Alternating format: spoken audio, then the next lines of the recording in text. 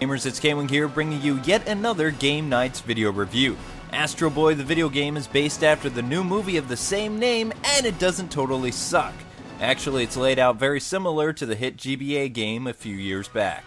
The story for the game is narrated nicely by Kristen Bell, and let's take a listen to her tale. After hearing of the Red Corps' existence, the ever-ambitious and ruthless President Stone ordered Elephant to swap out the Peacekeeper's Blue Corps for its negative opposite. This was a grave mistake.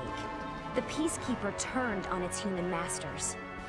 Thinking quickly, Dr. Tenma was able to contain the Peacekeeper behind an emergency shield.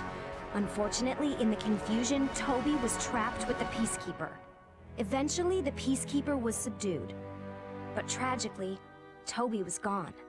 In his grief, Dr. Tenma became obsessed with the idea of bringing back his son. He began working on the most sophisticated robot ever seen. He designed it to look just like Toby, instilled it with Toby's memories, and convinced Dr. Elfin to let him use the Blue Core for the robot's power source.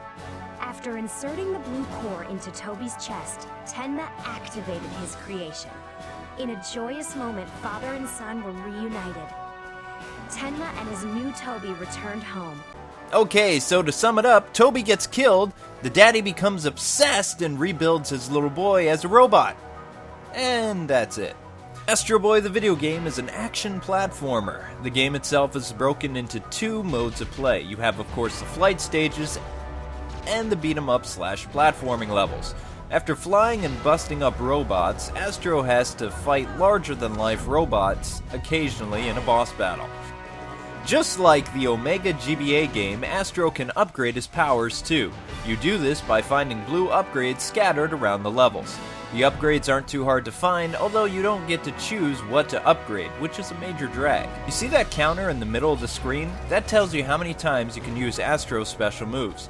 They include the finger laser, arm cannon, butt cannon, jets, healing, and screw attack. Also, Astro Boy has a challenge mode called Arena. Here he can battle on land or in the sky. The game has a co-op feature, why I don't know, but all things considered, it isn't that bad. Lastly, the game does include cheats you can find scattered all over, but in order to activate them, you must input the code old school style with button combinations. Nice. The gameplay is pretty straightforward and makes use of both the Wiimote and the nunchuck.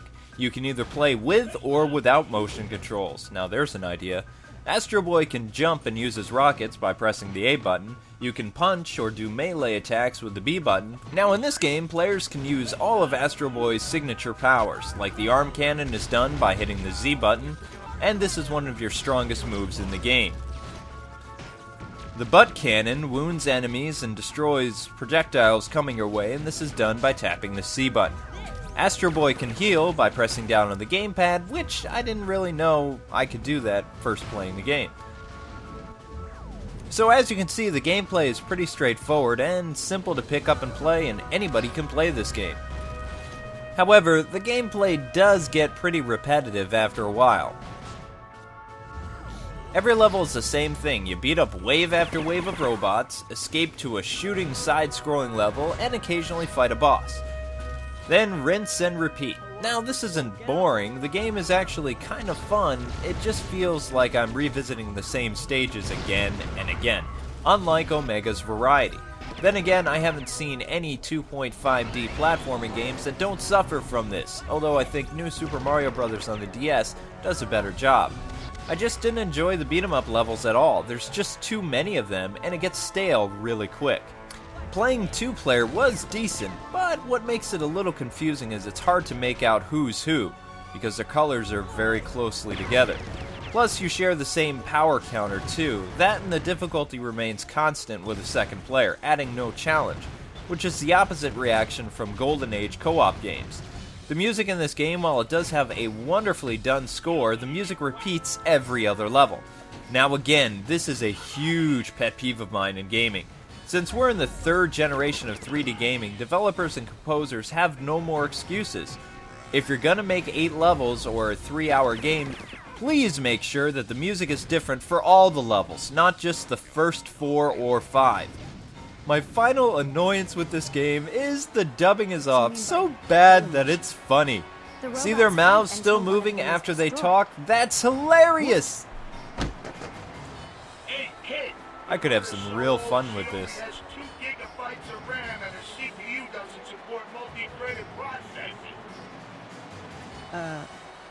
What? Astro Boy does have some redeeming qualities. The game has up to 4 difficulties: easy, normal, hard, and hero. So there are lots of challenge options, as you can see. As far as I know, the game gives you infinite guys, and when you die, you don't have to restart the entire level over again. This is due to the checkpoints scattered throughout the stages. As I stated before, this game feels like a 3D Omega game, and for the most part, it was fun. I was surprised, considering this is a movie game, and we all know how that usually goes. One of the coolest aspects of this game is utilizing Astro's powers. It's wicked easy to use these powers too. Plus, by looking at the counter in the center of the screen, you know how much of his iconic abilities you can use. The game offers numerous unlockable and collectible elements that include exclusive artwork, different variations of Astro Boy's costume, and more. Plus, it has high replay value too. I know. You can replay any level you want after you've beaten the game and still have the upgrades you discovered your first time through the game. That's awesome! Even though the side-scrolling shoot-'em-up stages are few and far between, they are incredibly fun and I love them a lot. This is mainly due to my new fascination with side-scrolling shooter games. Thanks to my fellow Game Night swag for reintroducing me to the shooter games. Playing co-op on these shooting up levels was a blast too. All in all, this was an actually decent game. It has solid voice acting, bad sync issues, cool power-ups, awesome upgrades, cheats, and collectibles, great gameplay, okay music and sound, repetitive beat-em-up stages, and the game is just fun, namely the shoot-em-up stages and everything else I mentioned besides the platforming. So Game Night's Entertainment gives Astro Boy the video game a 6.8 out of 10. Astro would make a great weekend rental, and I was surprised how simple and easy the gameplay really was. So this game is perfect for the little Astro Boy or girl in your family. Thanks for watching another Game Nights video review. Keep it locked here for more of our trailers, gameplay videos, interviews, and don't miss our radio show every week. This is Kwing saying God bless and happy gaming. Until we meet again, gamers. See ya!